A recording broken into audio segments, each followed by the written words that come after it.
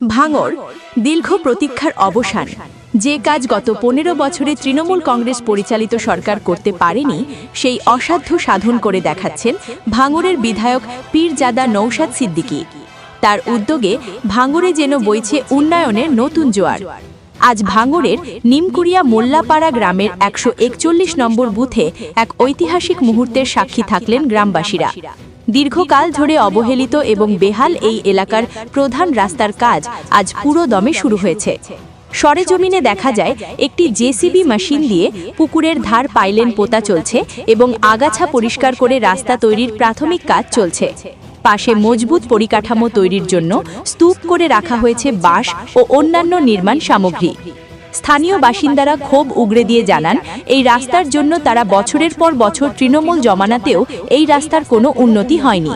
বর্ষার সময় জল কাদায় যাতায়াত কার্যত অসম্ভব হয়ে পড়ত, যার ফলে ছাত্রছাত্রী থেকে শুরু করে সাধারণ মানুষকে চরম ভোগান্তির শিকার হতে হতো।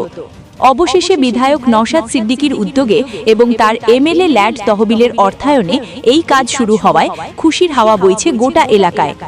আইএসএফ কর্মীদের উপস্থিতিতে সম্পূর্ণ কাজ তদারকি করা হচ্ছে, যাতে কাজের গুণমান অক্ষুণ্ণ থাকে।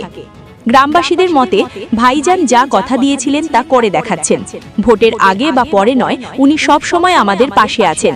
দল মত নির্বিশেষে সাধারণ মানুষের উপকারের জন্য তিনি যেভাবে ঝাঁপিয়ে পড়েছেন তা সত্যিই প্রশংসনীয়।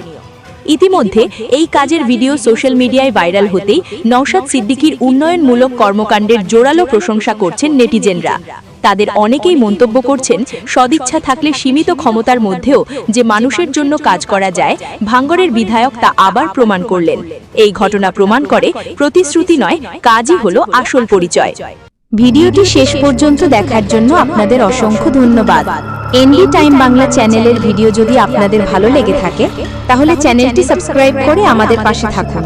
ভিডিওটি লাইক ও শেয়ার করে অন্যদেরও দেখার সুযোগ করে দিন। ধন্যবাদ।